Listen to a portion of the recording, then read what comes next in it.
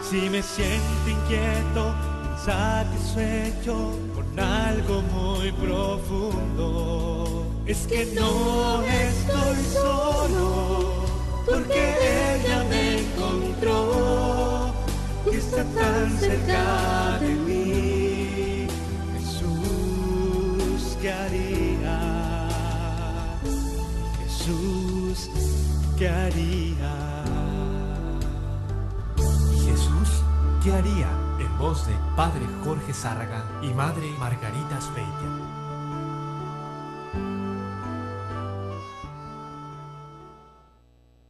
Saludando a todos nuestros hermanos aquí en Tijuana y en diferentes partes del mundo y de sus alrededores aquí de Tijuana, ya que nos pueden ver por nuestra página de internet www.montemaria.org.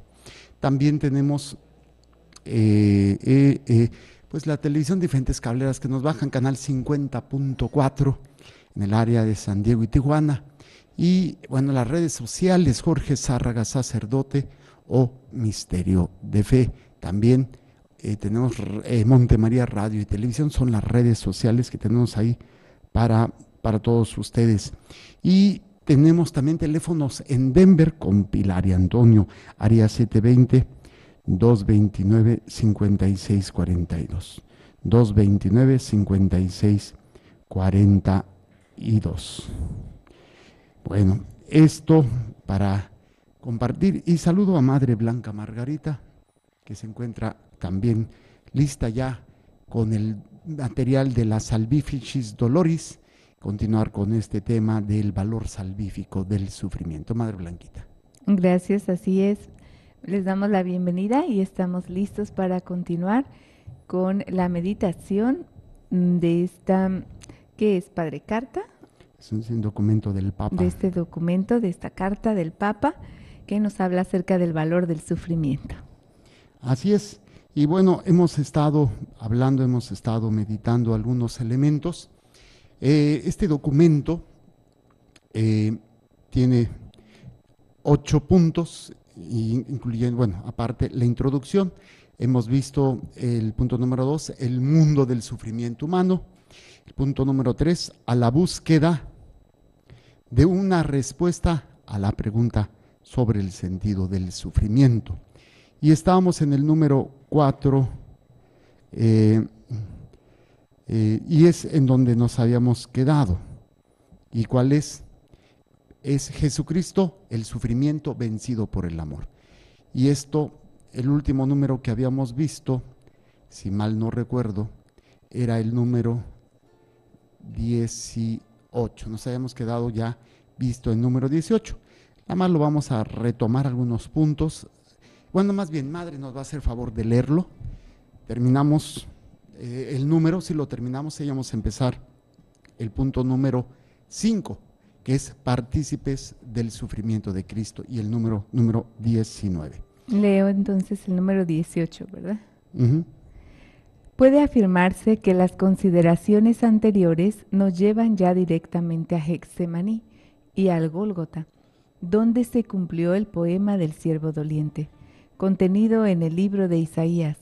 Antes de llegar allí, leamos los versículos sucesivos del poema que dan una anticipación profética de la pasión del Getsemaní y del Gólgota, el siervo doliente, y esto a su vez es esencial para un análisis de la pasión de Cristo.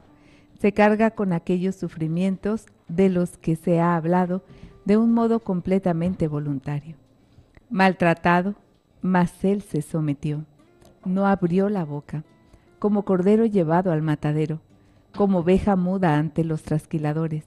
Fue arrebatado por un juicio inicuo, sin que nadie defendiera su causa, pues fue arrancado de la tierra de los vivientes y herido de muerte por el crimen de su pueblo. Dispuesta estaba entre los impíos su sepultura, y fue en la muerte igualado a los malhechores, a pesar de no haber cometido maldad, ni haber mentira en su boca. Cristo sufre voluntariamente y sufre inocentemente. acoge con su sufrimiento aquel interrogante que, puesto muchas veces por los hombres, ha sido expresado en un cierto sentido, de manera radical en el libro de Job. Sin embargo, Cristo no solo lleva consigo la misma pregunta, y esto de una manera todavía más radical, ya que Él no es solo un hombre como Job, sino el unigénito Hijo de Dios, pero lleva también el máximo de lo posible. Esta respuesta a este interrogante, la respuesta emerge, se podría decir, de la misma materia de la que está formada la pregunta. Cristo da la respuesta al interrogante sobre el sufrimiento y sobre el sentido del mismo, no solo con sus enseñanzas, es decir, con la buena nueva, sino ante todo con su propio sufrimiento, el cual está integrado de una manera orgánica e indisoluble con las enseñanzas de la buena nueva. Esta es la palabra última y sintética de esta enseñanza, la doctrina de la cruz, como dirá un día San Pablo. Esta doctrina de la cruz llena con una realidad definitiva la imagen de la antigua profecía.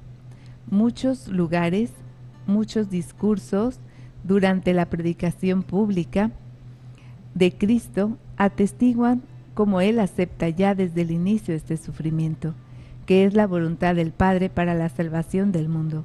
Sin embargo, la oración en Getsemaní tiene aquí una importancia decisiva. Las palabras, Padre mío, si es posible, pase de mí este cáliz.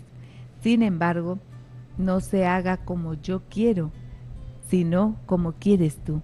Y a continuación, Padre mío, si esto no puede pasar sin que yo lo beba, hágase tu voluntad. Tiene una pluriforme elocuencia, prueban la verdad de aquel amor que el Hijo unigénito da al Padre en su obediencia. Al mismo tiempo demuestran la verdad de su sufrimiento.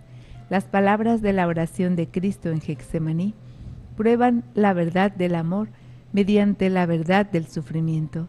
Las palabras de Cristo confirman con toda sencillez esta verdad humana del sufrimiento hasta lo más profundo. El sufrimiento es padecer el mal, ante el que el hombre se estremece. Él dice, pase de mí, precisamente como dice Cristo en Getsemaní. Sus palabras demuestran a la vez esta única e incomparable profundidad e intensidad del sufrimiento que pudo experimentar solamente el hombre que es el Hijo unigénito. Demuestran aquella profundidad e intensidad que las palabras proféticas antes citadas ayudan a su manera a comprender, no ciertamente hasta lo más profundo. Para esto se debería entender el misterio divino humano del sujeto, sino al menos para percibir la diferencia y a la vez semejanza que se verifica entre todo posible sufrimiento del hombre y el del Dios hombre. Getsemaní es el lugar en el que precisamente este sufrimiento expresado en toda su verdad por el profeta sobre el mal padecido en él mismo se ha revelado casi definitivamente ante los ojos de Cristo. Después de las palabras en Getsemaní vienen las pronunciadas en el Gólgota, que atestiguan esta profundidad única en la historia del mundo, del mal, del sufrimiento que se padece, cuando Cristo dice, Dios mío, ¿por qué me has abandonado? Sus palabras no son solo expresión de aquel abandono que varias veces se hacía sentir en el Antiguo Testamento, especialmente en los Salmos y concretamente en el Salmo 22, del que proceden las palabras citadas. Puede decirse que estas palabras sobre el abandono nacen en el terreno de la inseparable unión del Hijo con el Padre, y nacen porque el Padre cargó sobre él la iniquidad de todos nosotros, y sobre la idea de lo que dirá San Pablo, a quien no conoció el pecado, le hizo pecado por nosotros. Junto con este horrible peso, midiendo todo el mal de dar las espaldas a Dios, contenido en el pecado, Cristo, mediante la profundidad divina de la unión filial con el Padre, percibe de manera humanamente inexplicable este sufrimiento que es la separación, el rechazo del Padre, la ruptura con Dios, pero precisamente mediante tal sufrimiento, Él realiza la redención y expirando puede decir, todo está acabado. Puede decirse también que se ha cumplido la Escritura, que han sido definitivamente hechas realidad las palabras del citado poema del siervo doliente. Quiso Yahvé quebrantarlo con padecimientos. El sufrimiento humano ha alcanzado su culmen en la pasión de Cristo y a la vez ha entrado en una dimensión completamente nueva y en un orden nuevo. Ha sido unida al amor, a aquel amor del que Cristo hablaba a Nicodemo, a aquel amor que crea el bien, sacándolo incluso del mal, sacándolo por medio del sufrimiento, así como el bien supremo de la redención del mundo ha sido sacado de la cruz de Cristo y de ella toma constantemente su arranque. La cruz de Cristo se ha convertido en una fuente de la que brotan ríos de agua viva.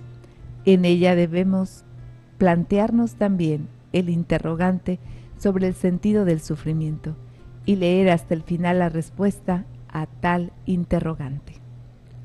Muy bien, esto ya lo habíamos visto el último programa. Nada más quise que Madre nos lo volviera a leer y para poder continuar con lo que sigue, partícipes de los sufrimientos de Cristo. Este documento, recuerden, es un documento hecho por el Papa Juan Pablo II, que experimenta este proceso del dolor después de el intento de asesinato que va a él a sufrir, y de ahí su salud fue decayendo gradualmente hasta llegar al Parkinson, y la última escena de que se le vio con vida, que quiso dar su bendición y no pudo, así como que se frustró porque él quería hablar y no podían, y bueno, pero él siempre fue esa lucha, ¿no? Ese deseo siempre de servir. Pero fíjese, padre, que en ese momento su secretario, el que estuvo más cerca de él, ¿cómo se llama? No me acuerdo. Stanislao, sí es el padre, sí, monseñor. Sí. Bueno, él le hicieron una entrevista, entonces en todo lo que él describe de lo que el Papa vivió, ¿no? De todos esos momentos, sus palabras, cómo era el Santo Padre, él dice de ese momento cuando los medios de comunicación ponen a lo mejor como frustración o como un momento así, que fue el mismo dolor de no poder levantar la mano, pero es el dolor que lo llevó a bajarla, no la frustración de ¿por qué no? Como algo así, no, sí. Es muy diferente, sino como todo su ser por el mismo Parkinson iba perdiendo ya, ¿cómo se llama? Que iba perdiendo ya muchas de sus facultades. Sí, su movimiento y todo. Uh-huh. Inclusive el habla. Entonces, eso, él quería dar la bendición y el mismo dolor, el mismo peso de su cuerpo le lleva la mano hacia abajo. Quería hablar y su mismo ser como ya no podía, ¿no? Por lo que le habían hecho. Y dice Monseñor Stanislao de una manera muy bonita, o sea, como él en ningún momento como rechazó el dolor. No, pues. Porque sabía que con eso nos estaba ganando misericordia a nosotros, a la iglesia, con su ofrecimiento. Sí, y, o sea, yo le decía no por frustración de él, sino porque pues él quería, ¿no? Pero no porque estuviera enojado, desesperado, sino en esa entrega. Bueno, vámonos directamente al número 19 de este documento, partícipes de los sufrimientos de Cristo. Madre. El mismo poema del siervo doliente del libro de Isaías nos conduce precisamente a través de los versículos sucesivos en la dirección de este interrogante y de esta respuesta. Ofreciendo su vida en sacrificio por el pecado, verá descendencia que prolongará sus días y el deseo de Yahvé prosperará en sus manos. Por la fatiga de su alma verá y se saciará de su conocimiento. El justo, mi siervo, justificará a muchos y cargará con las iniquidades de ellos. Por eso yo le daré por parte suya muchedumbre y dividirá la presa con los poderosos, por haberse entregado a la muerte y haber sido contado entre los pecadores, llevando sobre sí los pecados de muchos e intercediendo por los pecadores. Puede afirmarse que junto con la pasión de Cristo, todo sufrimiento humano se ha encontrado en una nueva situación. Parece como si Job la hubiera presentido cuando dice: yo sé en efecto que mi Redentor vive, y como si hubiese encaminado hacia ella su propio sufrimiento, el cual sin la redención hubiera podido revelarse. La plenitud de su significado en la cruz de Cristo no solo se ha cumplido la redención mediante el sufrimiento, sino que el mismo sufrimiento humano ha quedado redimido. ¿Así por partes o completo, Padre? Cristo, sin culpa alguna propia, cargó sobre sí el mal total del pecado. La experiencia de este mal determinó la medida incomparable de sufrimiento de Cristo, que se convirtió en el precio de la redención. De esto habla el poema del siervo doliente en Isaías. De esto hablarán a su tiempo los testigos de la nueva alianza, estipulada en la sangre de Cristo. He aquí las palabras del apóstol Pedro en su primera carta. Habéis sido rescatados no con plata y oro corruptibles, sino con la sangre preciosa de Cristo, como corderos sin defecto ni mancha. Y el apóstol Pablo dirá en la carta a los Gálatas: se entregó por nuestros pecados para liberarnos de este siglo malo. Y en la carta a los Corintios: habéis sido comprados a precio, glorificad pues a Dios en vuestro cuerpo. Con estas y con palabras semejantes, los testigos de la nueva alianza hablan de la grandeza de la redención que se lleva a cabo mediante el sufrimiento de Cristo. El Redentor ha sufrido en vez del hombre y por el hombre. Todo hombre tiene su participación en la redención. Cada uno está llamado también a participar en este sufrimiento, mediante el cual se ha llevado a cabo la redención. Está llamado a participar en este sufrimiento, mediante el cual todo sufrimiento humano ha sido también redimido. Llevando a efecto la redención mediante el sufrimiento, Cristo ha elevado juntamente el sufrimiento humano a nivel de redención. Consiguientemente, todo hombre en su sufrimiento puede hacerse también partícipe del sufrimiento redentor de Cristo. Muy bien, Madre. Entonces vamos a tratar de ir viendo algunos elementos. Dice: el mismo poema del siervo doliente del libro de Isaías nos conduce precisamente a través de los versículos sucesivos en la dirección de este interrogante y de esta respuesta. ¿Sabe qué? Me equivoqué, esto también ya lo habíamos visto. Este número ya lo habíamos visto. Un error mío. Bueno, no, sí lo habíamos visto, sirvo con repaso. Entonces vamos al 20. Sí, porque ya habíamos visto esta parte del siervo doliente. Bueno, habíamos visto todo la primera parte y nos habíamos quedado con la última estrofa. A ver, ahorita les digo exactamente. A veces la cabecita no me funciona muy bien, pero ahorita les digo. Aquí está Salvificis. Nos quedamos. No, yo creí que lo había notado, pero ya me di cuenta que no. No, sí. Me quedé empezando el número 19 de la Salvificis Doloris. Nos quedamos, sí, en el número 9 de la Salvificis Doloris. Entonces sí, es en el que estábamos. Sí habíamos leído el siervo 19. Leíste el 20. Ok, entonces vamos a la primera estrofa. Puede afirmarse que junto con la pasión de Cristo todo sufrimiento humano se ha encontrado en una nueva situación. Y dice: parece que si Job la hubiera presentido cuando dice: yo sé en efecto que mi Redentor vive, y como si hubiese encaminado hacia ella su propio sufrimiento, el cual sin la redención no hubiera podido revelarle la plenitud de su significado. En la cruz de Cristo no solo se ha cumplido la redención mediante el sufrimiento, sino que el mismo sufrimiento humano ha quedado redimido. Veíamos cómo a través de Cristo en su cruz, en la redención, mediante el sufrimiento, quedamos redimidos, quedamos rescatados, pero también el mismo sufrimiento humano ha quedado redimido. El mismo sufrimiento humano, o sea, ¿qué quiere decir? Que ya el sufrimiento humano ya no es una esclavitud, el sufrimiento ya no es una condenación, el sufrimiento puede ser utilizado como Cristo para salvación, para redención, uniéndolo al de Cristo. Por eso dice, el mismo sufrimiento humano ha quedado redimido. Entonces, en este elemento decíamos, Cristo sin culpa alguna propia cargó sobre sí el mal total del pecado. Él lo va a cargar. Él lo va a cargar y lo va a manifestar siempre en esa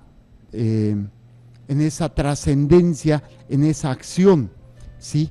Que es precisamente donde Él en la cruz, en todo ese sufrimiento, sin culpa alguna, carga el mal y la consecuencia. Acuérdense que el sufrimiento es consecuencia del mal. Entonces Él está cargando el sufrimiento, traducido, Él está cargando el mal de los pecados que se traduce en su sufrimiento. Entonces dice, la experiencia de este mal determinó la medida incomparable del sufrimiento de Cristo, que se convirtió en el precio de la redención. ¿Sí? ¿Qué se convirtió en el precio de la redención? De esto habla el poema del siervo doliente en Isaías. De esto hablarán a su tiempo los testigos de la nueva alianza, estipulada en la sangre de Cristo. O sea, cuando vemos aquí, Cristo enfrenta el mal y enfrenta las consecuencias de este mal, que es el sufrimiento que está teniendo el hombre, ¿sí? Y en esta experiencia del mal que Cristo va a tener, pues va a realizar lo que dice el poema, ¿no? De esto hablarán a su tiempo los testigos de la nueva alianza, o sea, los apóstoles van a hablar como del sufrimiento, de este sufrimiento de Cristo va a permitir que el hombre sea rescatado, y en esto se van a basar los apóstoles. Incluso Pablo lo va a decir, si yo predico a Cristo y Cristo crucificado, o sea, no quita la cruz, no quitan ese signo maravilloso de la acción salvífica de Cristo. Por eso dice, estipulada en la sangre de Cristo. He aquí las palabras del apóstol Pedro en su primera carta. Habéis sido rescatados, no con plata y oro corruptibles, sino con la sangre preciosa de Cristo, como corderos sin defecto ni mancha. O sea, hemos sido rescatados, redimidos. Y Pablo dirá en la carta a los Gálatas, se entregó por nuestros pecados para liberarnos de este siglo malo. O en los Corintios, habéis sido comprados a precio. Glorificad pues a Dios en vuestro cuerpo. Con estas y con palabras semejantes, los testigos de la nueva alianza, o sea, los apóstoles, hablan de la grandeza de la redención. Hablan de la grandeza de la redención. ¿Dónde está esa grandeza? Que Dios se hace hombre para sufrir y rescatar a nosotros. Romper con su sufrimiento el pecado, la consecuencia del pecado, que es el mismo sufrimiento, el sufrimiento sin sentido, el sufrimiento que lleva al hombre a la desesperación, a la tristeza o a buscar puertas falsas, ¿sí? Por eso dice que se lleva a cabo mediante el sufrimiento de Cristo. El Redentor ha sufrido en vez del hombre y por el hombre. El Redentor ha sufrido en vez del hombre y por el hombre. ¿A qué se refiere? Que Cristo sufre para que el hombre no sufra eternamente.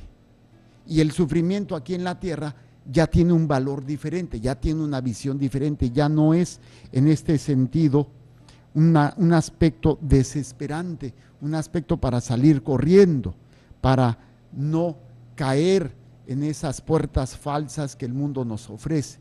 Por eso dice, está llamado a participar en ese sufrimiento por medio del cual todo sufrimiento humano ha sido también redimido. Otra vez esta misma idea.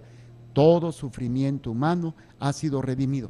Imagínense que el sufrimiento humano era como estarle dando vueltas a un círculo sin sentido. ¿Se acuerda que en la mañana hablábamos de eso?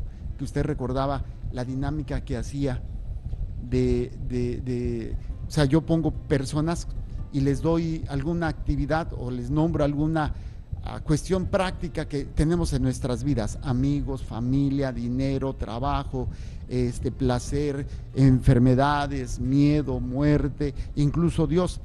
Y hago que hagan un círculo y le estoy dando vueltas y le estoy dando vueltas. Está Dios en ese círculo, pero no me lleva a ningún lado. Pues imagínense esto: el dolor, el sufrimiento es todavía esta misma vuelta, pero con puro dolor, sin ninguna salida, sin ningún sentido. Dices, bueno, ¿para qué estoy? Entonces ahí es donde muchos caen en la desesperación o buscan al menos escaparse a través de la droga, del alcohol, del placer, del dinero y otras tantas realidades. Pero cuando este sufrimiento se rompe, este círculo sin sentido, Cristo con su sufrimiento rompe esto. Tenemos el sufrimiento, pero este sufrimiento ya lo podemos ver en dirección hacia la vida eterna, hacia la salvación de nuestras almas, y si trascendemos esto, incluso para la salvación de otras almas que Dios nos ha encomendado.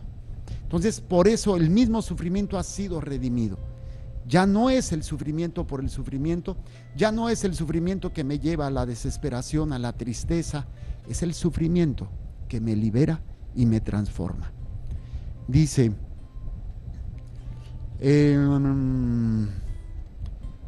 está llamado a participar en ese sufrimiento por medio del cual todo sufrimiento humano ha sido también redimido. Llevando a efecto la redención mediante el sufrimiento, Cristo ha elevado juntamente el sufrimiento humano a nivel de redención. Esta es la clave.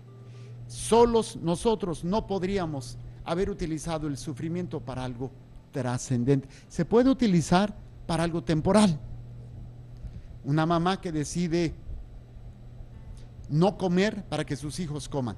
Es excelente, eso es un sufrimiento, pero ese sufrimiento pues les va a dar vida a sus hijos. ¿Cuál? El parto. El parto también es un acto de sufrimiento, ¿no? Para dar vida, pero no trasciende más que en ese momento.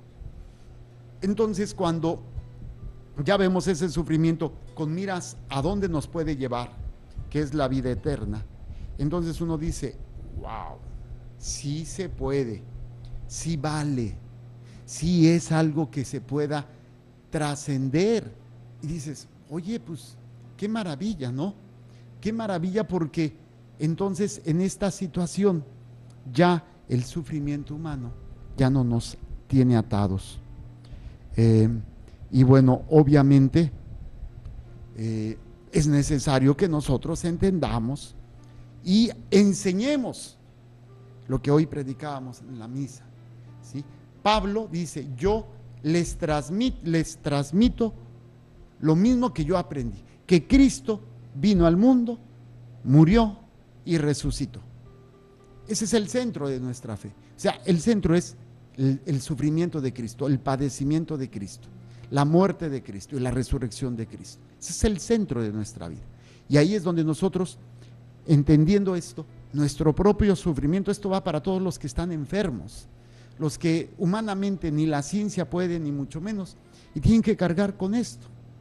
Imagínense una persona que está, entre comillas, porque no es así, condenada a padecer toda su vida una enfermedad. Oye, qué horrible, que eso es la mayor estupidez. Por eso el mundo no lo entiende y por eso el mundo ofrece los paliativos. ¿Cuáles son? La eutanasia. O mejor te voy a dormir, no te mato, pero cuando te mueras no lo vas a sentir porque estás anestesiado. Entonces, o sea, te quita ese valor de redención. Obviamente, como no estamos entrenados en esto, como no nos han enseñado y mucho menos nos han entrenado para trascender en ese dolor, no, yo no quiero sufrir, yo no quiero padecer. Oigan, si no somos capaces de soportar a veces el sufrimiento físico, mucho menos el sufrimiento moral.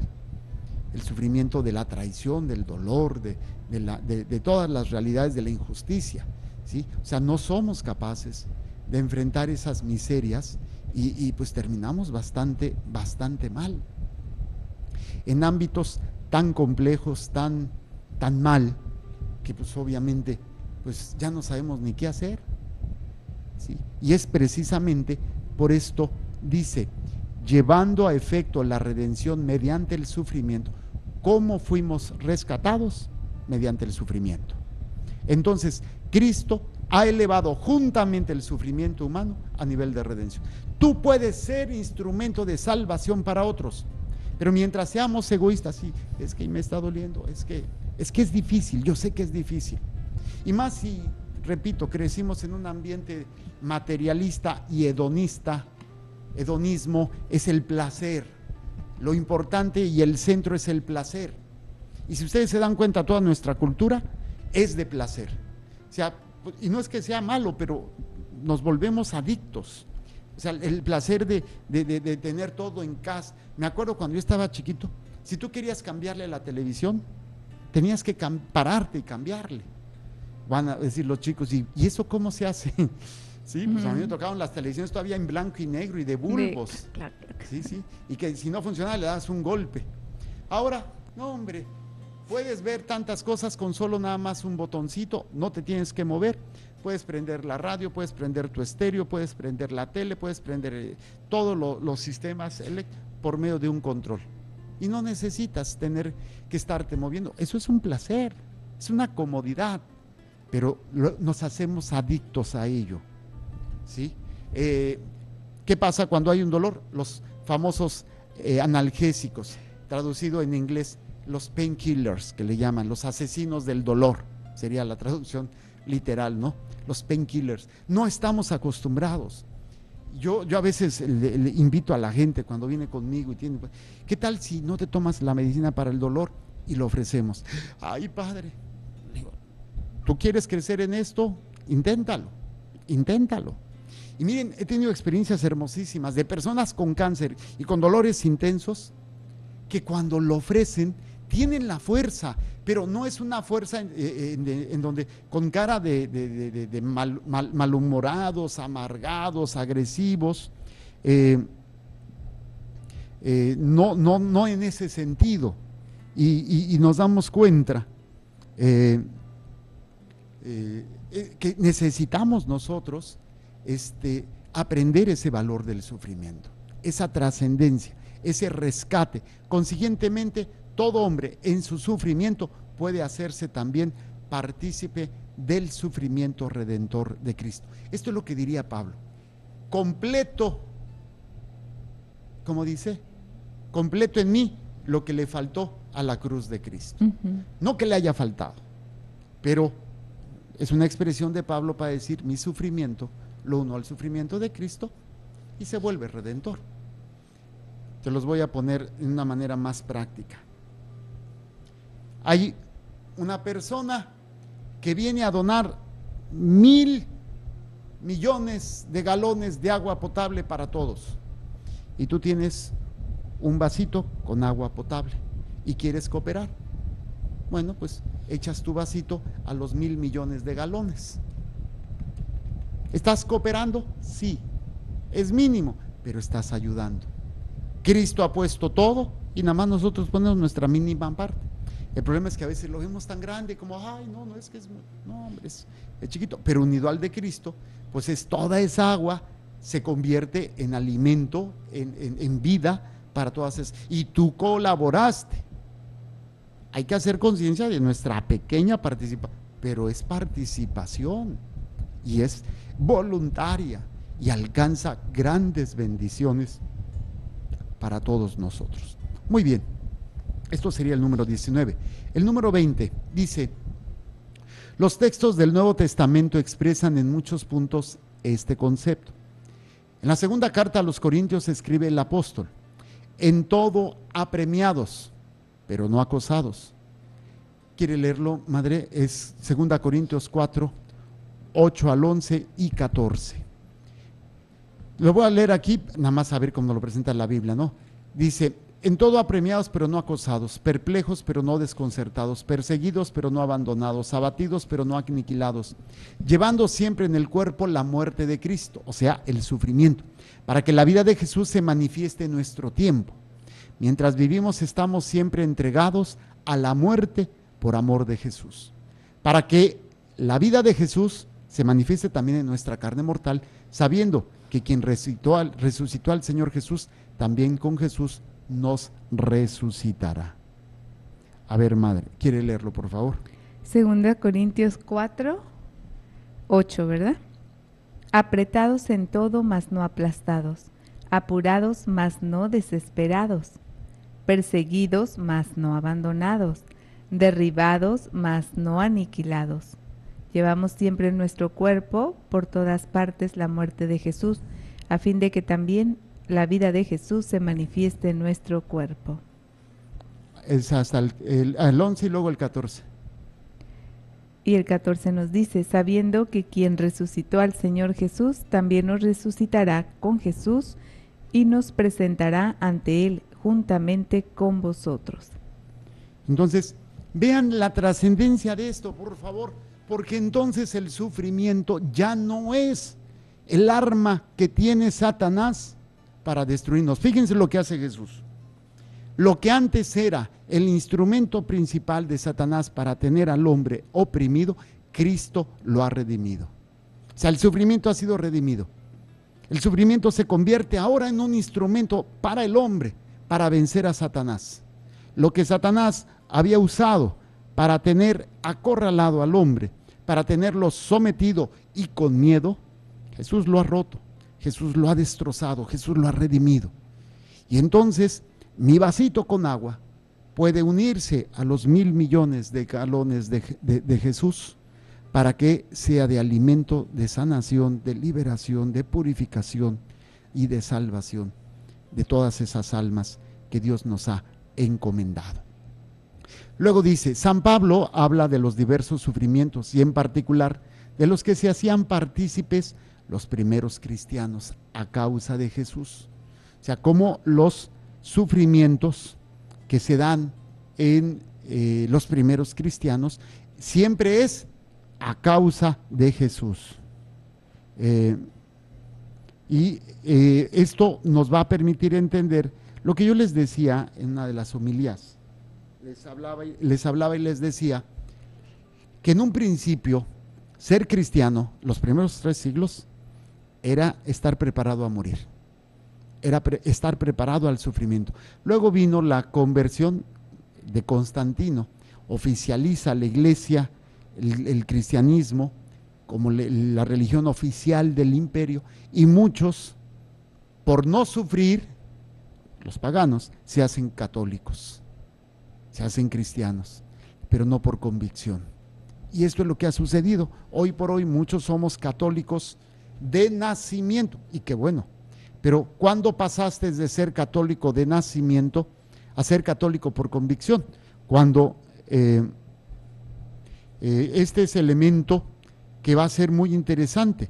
O sea, nosotros nacemos como católicos, al menos la mayoría, y quedamos así, pero no hay un convencimiento, o sea, no hay un encuentro con Cristo vivo, un Cristo que está, que marca mi vida y que me lleva a ser transformado, que me lleva a vivir de una manera diferente. Entonces, este elemento, cuando nosotros lo vamos entendiendo, vamos nosotros a entender que es la causa de Jesús, o sea, lo que Cristo hizo por mí, lo que hacía que los cristianos fuesen capaces de estar preparados para morir. Los primeros 3 siglos de la iglesia son fascinantes, son las persecuciones de los emperadores romanos contra los cristianos, ¿sí? Y la última, la más grande, que duró 10 años, de Diocleciano, y después ya viene la paz, y viene Constantino el Grande, se convierte, o al menos eso dice la historia, y oficializa. Ahí empieza ya a haber un gran cambio para la iglesia, para bien y para mal, desgraciadamente. Pero bueno, esto es lo que vivían. Ahora, ¿cuántos de nosotros ya no estamos viviendo esas cosas? Bueno, ahorita mis hermanos en Medio Oriente están siendo asesinados por Cristo, a causa de Cristo, a causa de Jesús. Y nosotros que tenemos todo, no somos capaces ni siquiera de ofrecer un sacrificio, privarnos de algo, o no vemos la oportunidad en todo lo que nos toca vivir, todos los días en esos ámbitos a veces de las fricciones, a veces de los problemas en el trabajo, a veces las incomprensiones, las injusticias que nos toca vivir. Ver ahí un instrumento, ver un arma que nos pueda ayudar para trabajar, para hacer estos elementos que van a ser muy interesantes. Y bueno, es cuando nosotros tenemos que ir viendo qué es el ser humano a nivel de esta trascendencia. A causa de Jesús, ¿serías capaz de padecer por amor a Él? Eso es una pregunta para todos los cristianos, para todos los que nos decimos católicos. Y es precisamente, vamos entendiendo estos elementos que son parte de, y donde vamos a ir viendo todo lo que es capaz el hombre por amor. Lo hacemos por nuestros seres queridos. Hay personas que lo hacen hasta por sus perros, por sus mascotas. Y no es que sea malo, no. Y ahí es precisamente todos estos aspectos que están ahí latentes para todos nosotros. Por eso, a causa de Jesús, tales sufrimientos permiten a los destinatarios de la carta participar en la obra de la redención, llevada a cabo mediante los sufrimientos y la muerte del Redentor. Vean, la muerte, el padecimiento de Jesús, el sufrimiento y la muerte es como haber atravesado una pared de acero de 1000 kilómetros de espesor. Ningún humano podía pasarla. Jesús, con su sufrimiento y con su muerte, rompió esa puerta, rompió esa pared y dejó un camino demasiado, no demasiado ancho, más bien angosto, ¿sí? Esa es la puerta angosta, pero ahí es donde nosotros podemos pasar y unirnos a ese sufrimiento y la muerte del Redentor. Podemos participar. Dice, la elocuencia de la cruz y de la muerte es completada, no obstante, por la elocuencia de la resurrección. Claro, no podemos ver la muerte, el sufrimiento y la muerte de Jesús como algo bueno si no lo vemos desde el ámbito de la resurrección. Pablo lo va a decir muy claramente. Dice, si Cristo no ha resucitado, vana es nuestra fe. Comamos y bebamos, que mañana moriremos. Y ahí es donde es elemento muy interesante. Y es precisamente todos estos elementos. Ahorita una persona nos está participando, Gaby Pineda, dice, hay un padre que vino de por allá de Medio Oriente, dice que esta persecución y asesinato de cristianos está dejando muchas conversiones. Sí, sabemos, sangre de mártires, semilla de cristianos. Lo vivimos nosotros en México en la guerra cristera. Entre más el gobierno quiso, más los cristianos, los católicos se levantaban y más había. Hasta que el gobierno dijo, no podemos, paramos. Claro, después el gobierno se portó gacho y aunque prometió dar amnistía a los que habían estado, fueron siendo asesinados poco a poco. Fueron siendo asesinados. Esto es algo de lo cual pues nos damos cuenta. Pero bueno, regresemos a nuestro documento que está hermosísimo. La elocuencia de la cruz y de la muerte es completada, no obstante, por la elocuencia de la resurrección. El hombre halla en la resurrección una luz completamente nueva que le ayuda a abrirse camino a través de la densa oscuridad, de las humillaciones, de las dudas, de la desesperación y de la persecución. Es esa pared que yo les decía, densa, o ese bosque que no se puede penetrar. Jesús entra con su sufrimiento y con su muerte a ser una como podadora que abre ese camino, ese denso camino que no podíamos. Entonces, esta luz nueva que es la resurrección es la que nos presenta al final de ese bosque, es la que nos presenta al final de este camino, y ahí es donde vamos a ir viendo todos estos aspectos que son muy, muy interesantes para nosotros. Por eso dice: el hombre halla en la resurrección una luz completamente nueva que le ayuda a abrirse camino a través de la densa oscuridad de las humillaciones, de las dudas y de la desesperación y de la persecución. De ahí que el apóstol escriba también en la misma carta a los Corintios: porque así como abundan en nosotros los padecimientos de Cristo, así por Cristo abunda nuestra consolación.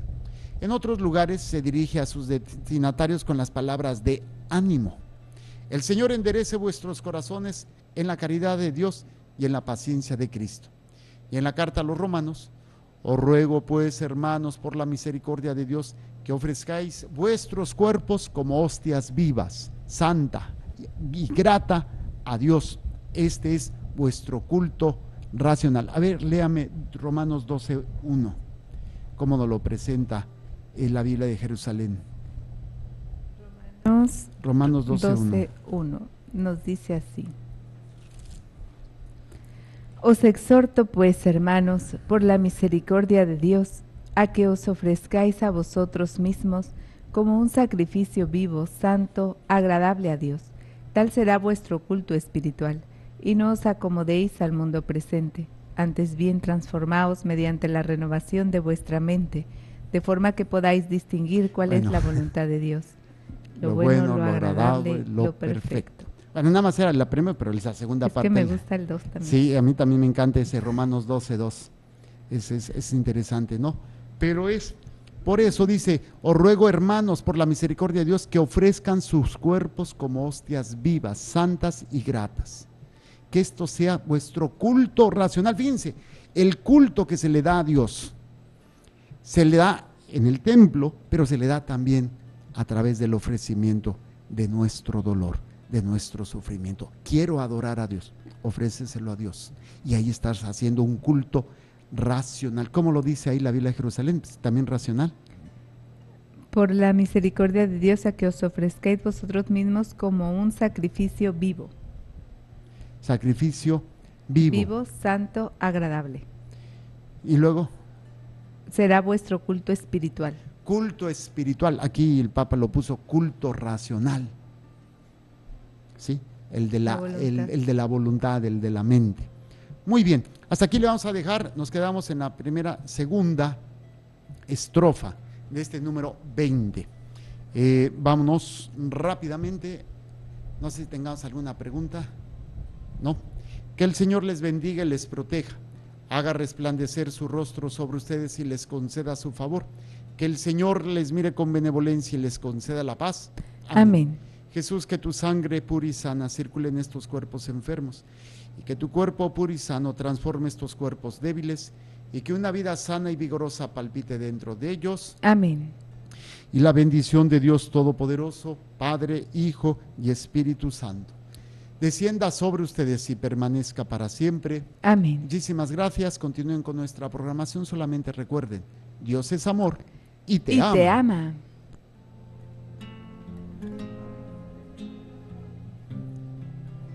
Pues es lo que estoy meditando.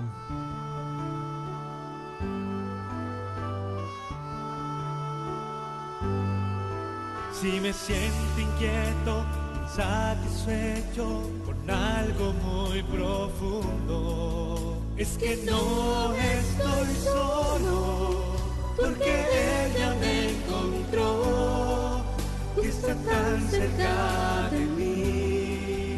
Jesús, ¿qué haría? Jesús, ¿qué haría? Jesús, ¿qué haría? En voz de Padre Jorge Zárraga y Madre Margarita Speyer.